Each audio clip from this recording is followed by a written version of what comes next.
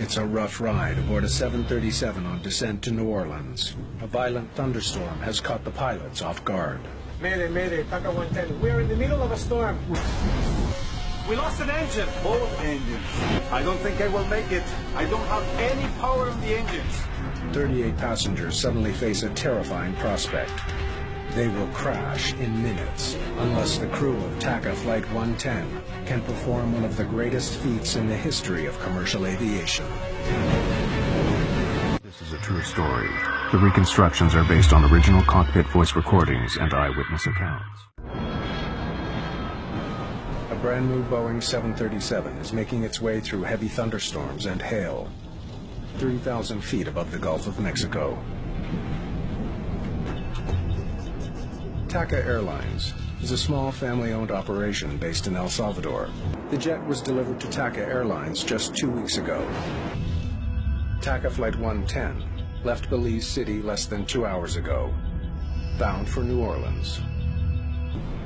The heavy weather the crew is now coping with is a big change from earlier in the flight. To avoid dangerous storms, the crew tracks the weather with onboard radar, but the technology has limitations.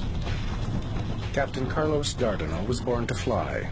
At just 29, he's the third generation in a family of pilots. TACA 110 runway 28, final approach course, continue inbound. Descend at pilot's discretion, maintain 4,000.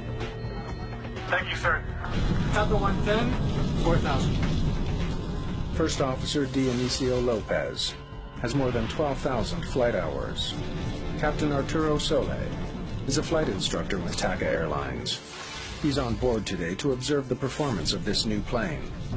50 kilometers from the New Orleans airport, the plane begins its final descent.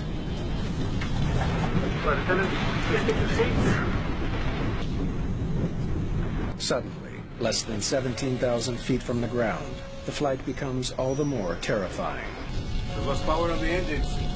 We got nothing. The plane has enough speed to glide, but not for long. It will rapidly lose altitude as it does. No power also means no electricity for all the onboard systems. In the New Orleans control tower, Flight 110 disappears from radar. TACA 110, approach, say altitude. TACA 110, this is New Orleans approach control. How do you hear? Without power, communication with the plane is now impossible. In less than a minute, the 737 drops almost 1,000 feet. And without power, there is no way to restart the engines. The APU started. The APU, or Auxiliary Power Unit, is a backup generator that provides emergency power to vital systems. But starting it takes time. And with each passing second, TACA Flight 110 falls closer and closer to the water below.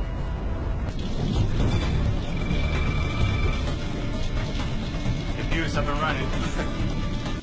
The APU is now providing emergency power to the plane systems. But the engines are still not running. The APU can generate the power to restart the engines, but it takes time. Programa day to New Orleans. Get us out of this storm and onto our runway. Mayday, Mayday, TACA 110. We are in the middle of the storm, sir. We need vectors to the runway now, sir. We lost an engine. Both engines. Both engines, sir. Both engines. Understand both engines, TACA 110, roger. The controller knows he needs to get the plane on the ground as soon as possible. Flight 110 is still 32 kilometers from New Orleans. The stricken plane has a better chance of landing at a U.S. naval base 27 kilometers away. 9:30, hit.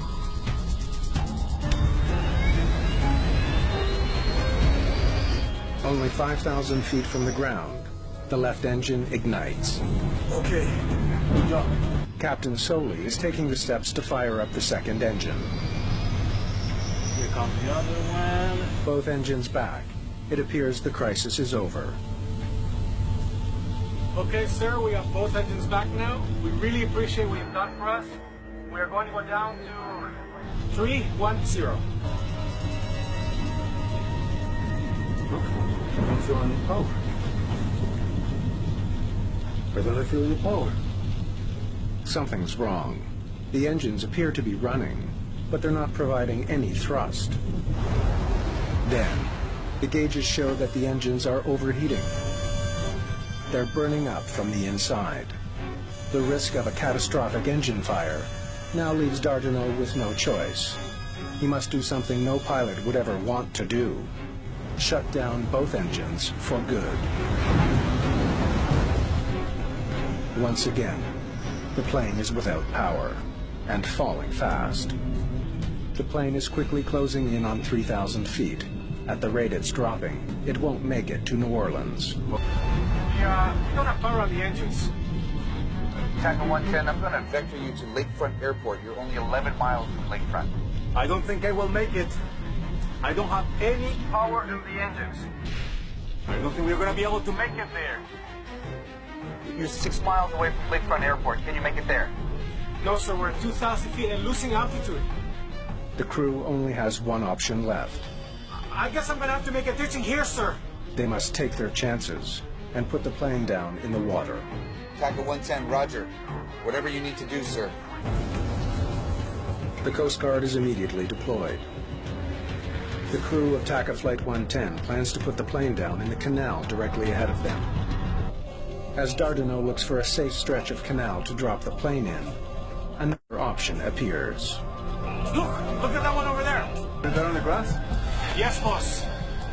The levee is much shorter and narrower than a runway, but it looks safer than the water. They will have to act fast to get there. Refer to cabin. La cabeza entre las rodillas y agarren los tobillos. Air traffic control can no longer pick up the low-flying 737 on radar. The controller asks other planes to look for it. Okay, put the gear down.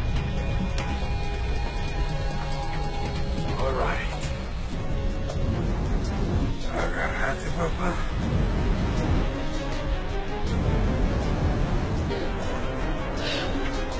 Only 700 feet separate the plane from the ground.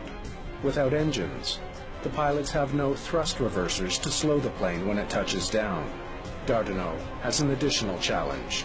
With only one eye, he's unable to gauge depth as he speeds towards the narrow, rain-soaked strip of grass. Oh, God. Oh, God. There's a high cement wall in front of the levee, and a steep embankment on the left.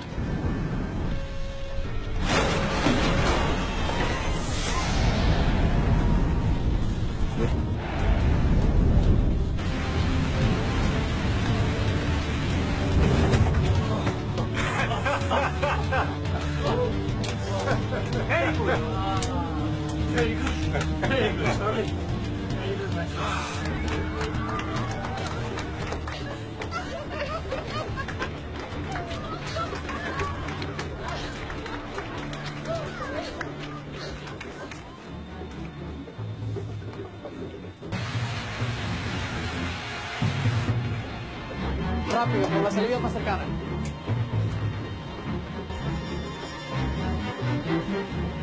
The New Orleans controller has no idea what has become of TACA Flight 110. Another aircraft relays the news to the tower. Kilo Alpha to 6. Everything looks okay. Looks like you did a pretty good job. They made it. You're not going to believe where they are. For the first time in history, a 737 without any engines has landed safely outside of an airport. No major injuries, just one person that had an operation, but she's okay. Where were you headed? To New Orleans. Captain Dardanel is dubbed a hero in the media. Passengers that day were overjoyed. Dardanel and his crew kept the calm, and because of that, 45 people who rode that plane are alive today. You have to thank God. That's right. Yes. And also our captain, because he kept me calm.